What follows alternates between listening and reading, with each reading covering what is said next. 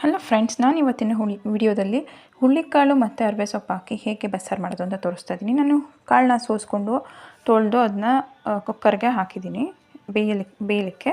ಅದರ ಜೊತೆಗೆ ಸೊಪ್ಪನ್ನು ಕೂಡ ಸೋಸಿ ತೊಳೆದು ತುಂಬ್ತಾ ಇದ್ದೀನಿ. ಇದರ ಜೊತೆಗೆ ಸ್ವಲ್ಪ ಉಪ್ಪು ಹಾಕ್ಕೊಂಡು 2-3 ಟೊಮೆಟೊ ಹಾಕ್ಕೊಂಡು 4-5 ವಿಷಲ್ನ ಕೂಗಿಸ್ಬೇಕಾಗತ್ತೆ. ಆವಾಗ ಕಾಳು ಚೆನ್ನಾಗಿ ಬೇಯುತ್ತೆ. ಯಾಕೆಂದರೆ ಒಣಕಾಳು ಹಾಕ್ತಾ ಇರೋದ್ರಿಂದ ಹುಳ್ಳಿಕಾಳು ಜಾಸ್ತಿ ಟೈಮ್ ತೊಗೊಳುತ್ತೆ ಬೇಯಕ್ಕೆ. ಅಷ್ಟರಲ್ಲಿ ನಾವು ಮಸಾಲ ರೆಡಿ ಮಾಡ್ಕೊಳ್ಳೋಣ. ಇದಕ್ಕೆ ನಾನು ಸ್ವಲ್ಪ ಕಾಯಿ ತುರಿ, ಸಾಂಬಾರು ಪೌಡರ್, ಒಂದೆರಡು ಒಣಮೆಣಸಿನ್ಕಾಯಿ ಹುರಿದಿರೋದು, ಸ್ವಲ್ಪ ಜೀರಿಗೆ, ಒಂದು 4-5 ಕಾಳು ಮೆಣಸು, ಸ್ವಲ್ಪ ಈರುಳ್ಳಿ ಸುಟ್ಟಿರೋದು ಅರ್ಧ, ಸ್ವಲ್ಪ ಹಸಿ ಈರುಳ್ಳಿ ಮತ್ತು ಒಂದು ಅರ್ಧ ಗಡ್ಡೆ ಸುಟ್ಟಿರೋ ಬೆಳ್ಳುಳ್ಳಿ, ಒಂದು ಅರ್ಧ ಗಡ್ಡೆ ಹಸಿ ಬೆಳ್ಳುಳ್ಳಿ ಹಾಕ್ಕೊಂಡು ಮಿಕ್ಸಿ ಜಾರ್ಗೆ ಹಾಕೋತಾ ಇದ್ದೀನಿ. ಸೊಪ್ಪಿನ ಮೇಲೆ ಅದರಲ್ಲಿ ಇರೋಂಥ ಟೊಮೆಟೊ ತೊಗೋತಾ ಇದ್ದೀನಿ. ಟೊಮೆಟೊ ತೊಗೊಂಡು ಚೆನ್ನಾಗಿ ರುಬ್ಕೊಳ್ಳೋಣ. ಅದ್ರ ಜೊತೆಗೆ ಸ್ವಲ್ಪ ಕಾಳು ಮತ್ತು ಸೊಪ್ಪೆರಡನ್ನೂ ಕೂಡ ತೊಗೋತಾ ಇದ್ದೀನಿ. ಇದೆಲ್ಲ ಸ್ವಲ್ಪ ಆರಿದ ಮೇಲೆ, ಬಿಸಿ ಇದೆ, ಆರಿದ ಮೇಲೆ ಇದನ್ನ ಮಿಕ್ಸಿ ಜಾರ್ಗೆ ಹಾಕ್ಕೊಂಡು ಚೆನ್ನಾಗಿ ಫೈನಾಗಿ ಪೇಸ್ಟ್ ಮಾಡ್ಕೊಳ್ಳೋಣ. ರುಬ್ಬಿದಾಯಿತು. ಈಗ ಒಗ್ಗರಣೆ ಹಾಕೋಣ. ನೋಡಿ, ಈ ಥರ ರುಬ್ಕೊಂಡಿದ್ದೀನಿ. ಕಾಳು ಸೊಪ್ಪನ್ನು ಸಪ್ರೇಟ್ ಮಾಡ್ಕೊಂಡಿದ್ದೀನಿ ನೀರಿಂದ. ಬೆಂದಿರೋ ನೀರು ಮತ್ತು ಮಸಾಲನ ಒಗ್ಗರಣೆಗೆ ಯೂಸ್ ಮಾಡ್ತಾಯಿದ್ದೀನಿ. ಒಂದು ಪಾತ್ರೆಗೆ ಎಣ್ಣೆ ಹಾಕ್ಕೊಂಡು 2-3 ಸ್ಪೂನಷ್ಟು ಎಣ್ಣೆ ಹಾಕ್ಕೊಂಡು ಸ್ವಲ್ಪ ಸಾಸಿವೆ ಹಾಕ್ಕೋತಾ ಇದ್ದೀನಿ. ಅದಕ್ಕೆ ಈರುಳ್ಳಿ ಮತ್ತು ಕರಿಬೇವಿನ ಸೊಪ್ಪನ್ನ ಹಾಕ್ತಾಯಿದ್ದೀನಿ. ಸ್ವಲ್ಪ ಫ್ರೈ ಆದಮೇಲೆ ಅದಕ್ಕೆ ರುಬ್ಬಿರೋಂಥ ಮಸಾಲ ಸೇರಿಸ್ಕೊತಾ ಇದ್ದೀನಿ.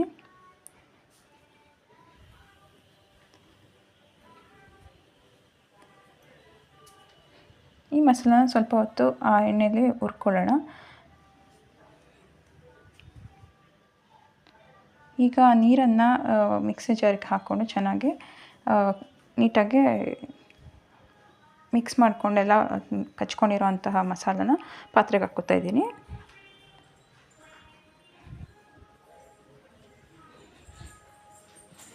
ಇದು ಚೆನ್ನಾಗಿ ಕುದಿಬೇಕು. ಇದಕ್ಕೆ ಸ್ವಲ್ಪ ಹುಳಿ ಬಿಟ್ಕೋಬೇಕಾಗುತ್ತೆ. ಅದಕ್ಕೆ ನಾನು ಸ್ವಲ್ಪ ಹುಳಿನ ನೆನೆಸಿಟ್ಟಿದ್ದೀನಿ ನೀರಲ್ಲಿ.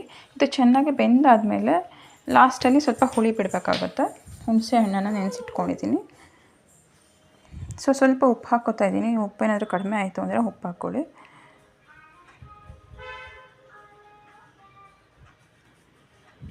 ಈ ಹುಣಸೆ ಹಣ್ಣು ಸ್ವಲ್ಪ ನೆಂದ ಮೇಲೆ ಲಾಸ್ಟಲ್ಲಿ ಅದು ಸಾಂಬಾರೆಲ್ಲ ಚೆನ್ನಾಗಿ ಕುದ್ದು ಬೆಂದಾದಮೇಲೆ ಲಾಸ್ಟಲ್ಲಿ ಬಿಟ್ಕೋಬೇಕು.